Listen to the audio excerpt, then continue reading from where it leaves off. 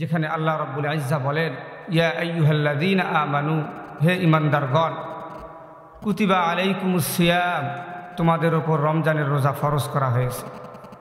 কামা কুতিবা আলাল্লাযীনা মিন ক্বাবলিকুম লাআল্লাকুম তাত্তাকুন, যেমনিভাবে তোমাদের পূর্ববর্তীদের উপরও ফরজ করা হয়েছিল। অতএব আমাদের উপর যেহেতু রমজানের রোজা ফরজ করা হয়েছে, আমাদের অবশ্যই রমজানের রোজা পালন করতে হবে। আল্লাহ রাব্বুল আলামিন আপনাকে আমাকে সৃষ্টি করেছেন দুনিয়ার মধ্যে, দুনিয়ার যে জাকজমক রয়েছে তা ভক্ষণ করব এই জন্য সৃষ্টি করেনি। আল্লাহ তাআলা অপর আয়াতের মধ্যে বলেন, ওয়ামা খালাকতুল জিন্না ওয়াল ইনসা ইল্লা লিয়াবুদুন, আমি মানব এবং জিন জাতিকে সৃষ্টি করেছি তারা একমাত্র আমারই ইবাদত করবে, অন্য কারো না। কথা বলেন ঠিক কিনা?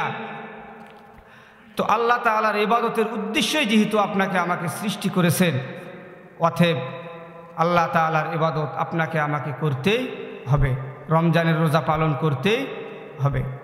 তো আসুন, রমজানের রোজা যে আমাদেরকে পালন করতে হবে, যদি আপনি আমি সামর্থ্য শক্তি থাকা সত্ত্বেও রমজানের রোজা আদায় না করি, তাহলে কি শাস্তি রয়েছে একটি হাদিস বললে আপনাদের সামনে স্পষ্টভাবে বোঝা আসবে। তো রাসূলুল্লাহ সাল্লাল্লাহু আলাইহি ওয়াসাল্লাম একদিন ঘুমিয়ে রয়েছে। তো ঘুমন্ত অবস্থায় দুইজন ফেরেশতা আসলেন। আসার পর বললেন, হে আল্লাহর রাসূল, আপনি চলেন, এই অমুক পাহাড়টা দেখতে পাইতেছেন, ওই পাহাড়ের উপর আপনি চলেন। তখন রাসূলুল্লাহ সাল্লাল্লাহু আলাইহি ওয়াসাল্লাম বললেন যে আমি এত উঁচু পাহাড়, এর উপর আমি কেমনে উঠব, আমার দ্বারা তো সম্ভব না। তখন তারা বললেন, ঠিক আছে আপনি চলুন, আপনাকে আমরা সাহায্য করব। তখন রাসূলুল্লাহ সাল্লাল্লাহু আলাইহি ওয়াসাল্লাম তাদের সাথে চলতে লাগলেন।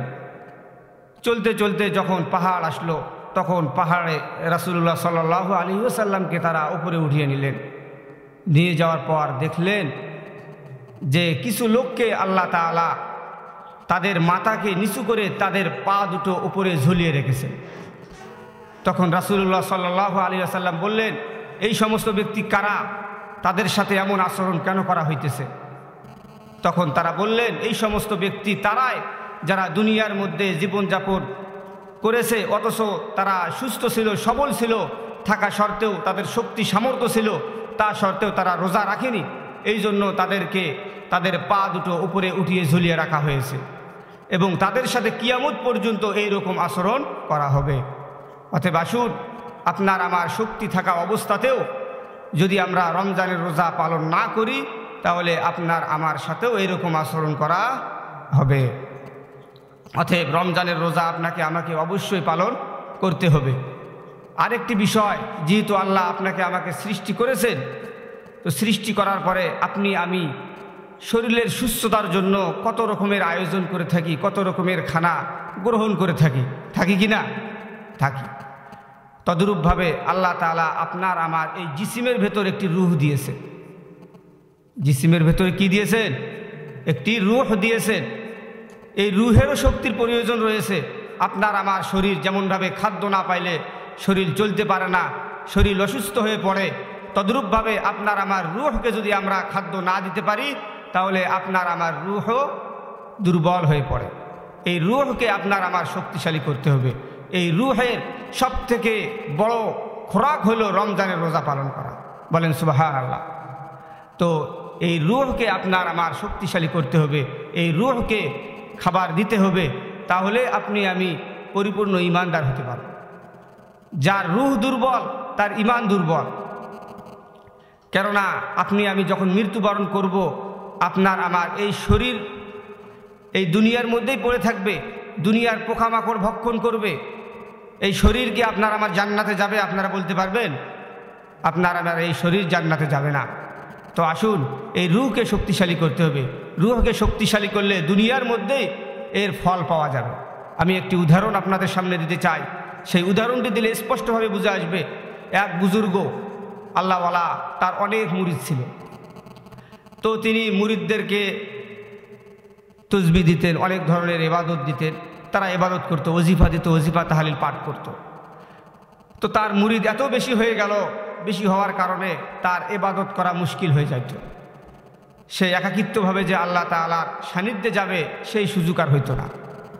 তখন তিনি তার মুরিদদেরকে বললেন যে ঠিক আছে, তোমরা আমার জন্য একটি নির্জন জায়গার ব্যবস্থা করো, যেখানে গিয়ে আমি একাকিত্বভাবে আল্লাহ তাআলার ইবাদত করব, আল্লাহ তাআলার সান্নিধ্যে যাব। তখন তার মুরিদরা তার জন্য একটি জায়গার ব্যবস্থা করলেন। এসে বললেন যে অমুক পাহাড় আপনার জন্য দেখা হয়েছে, সেখানে একটি গুহা রয়েছে, নির্জন জায়গা, আপনি সেখানে ইবাদত করতে পারেন। তখন তিনি মুরিদদের সাথে সেখানে চলে গেলেন। যাওয়ার পরে সেই গুহার মধ্যে ঢুকে গেলেন। গুহার মধ্যে ঢোকার পরে তেনার মুরিদদেরকে বললেন যে ঠিক আছে, তোমরা আমার এই গুহার মুখকে বন্ধ করে দাও, যাতে করে কেউ এসে আমাকে ডিস্টার্ব না করতে পারে, আমি সুন্দরভাবে আল্লাহ তাআলার ইবাদত করতে পারি, আল্লাহ তাআলার সান্নিধ্যে যেতে পারি। তখন গুহার সামনে একটি বড় পাথর ছিল। তখন 2-4 জন মিলে চেষ্টা করলো, করার পরে সেই পাথরকে গুহার মুখে যে লাগিয়ে দিবে, কিন্তু তাদের সেই শক্তি হলো না। তখন আরও অনেক মুরিদকে ডাকিয়ে তারপরে সেই গুহার দরজাকে বন্ধ করে দেওয়া হলো। দেওয়ার পরে কিছুদিন ধরে তিনি ইবাদত করলেন। ইবাদত করার পর যখন তেনার মনের মধ্যে তৃপ্তি চলে আসলো যে ঠিক আছে, আমি আল্লাহ তাআলার সান্নিধ্যে যেতে পেরেছি, আমি আল্লাহ তাআলার নৈকট্য বান্দা হতে পেরেছি, তখন তিনি চিন্তা ফিকির করলেন যে না, আমি এখন বাহিরে চলে যাই, আমার বাহিরেও অনেক কাজ রয়েছে। তখন তিনি সেখান থেকে আওয়াজ দিলেন তার মুরিদদেরকে, কিন্তু সেখানে তো আর কেউ নাই, অনেক দিন হয়ে গিয়েছে, কেউ কি তার জন্য আর থাকবে? থাকারও কথা না। তখন তিনি কি করলেন, অনেক ডাকাডাকি করার পরে তিনি যখন কাউকে পাইলেন না, তখন তিনি আল্লাহর নাম নিয়ে সেই পাথরের টুকরাকে, পাথরের যে একটি বড় গোলা ছিল সেটাকে একটি জোরে ধাক্কা দিল। ধাক্কা দেওয়ার সঙ্গে সঙ্গে সেই পাথর দ্বিখণ্ডিত হয়ে গেল। বলেন সুবহানাল্লাহ। তো এই ঘটনা বলার উদ্দেশ্য যে তেনার কি শক্তি ছিল সেই পাথরকে সরানোর? বাইরে তো 15-20 জন মিলে তারপরে সেই গুহা বন্ধ করে দিয়েছে, অথচ তিনি একাই কি করলেন, সেই গুহা দরজাকে খুলে ফেললেন। কেন? তেনার রূহকে তিনি কি দিয়েছিলেন? খাবার দিয়েছিলেন, তেনার রূহকে শক্তিশালী করেছিলেন। তো আসুন, আপনার আমার রূহকে শক্তিশালী করতে হবে।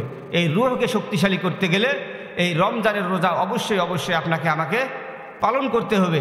যারা থাকতে পারে না তাদেরকেও আমরা দাওয়াত দিব। কেননা আল্লাহ তাআলা কোরআনের মধ্যে বলেন, ওমান আহসানু কাওলাম মিম্মান দাআ ইলাল্লাহ। ওই ব্যক্তির থেকে উত্তম কে হতে পারে যে মানুষকে আল্লাহ তাআলার রাস্তার দিকে আহ্বান করে। তো আসুন, আপনাকে আমাকেও আল্লাহর রাস্তার দিকে আহ্বান করতে হবে। আপনি আমি বাহ্যিকভাবে অসুস্থ বোধ করতে পারি, কিন্তু আপনার আমার রূহ যদি শক্তিশালী থাকে তাহলে ইবাদত করতে আপনার আমার কখনো কষ্ট হওয়ার কথা না। দুনিয়ার জিন্দেগিতে আমরা দেখতে পাই, যখন আমরা হাসপাতালের মধ্যে ভর্তি হয়ে যাই, যখন ডাক্তার সাহেব আপনাকে আমাকে ইনজেকশন করে, তখন কিন্তু কষ্ট হয়। কষ্ট হয় না?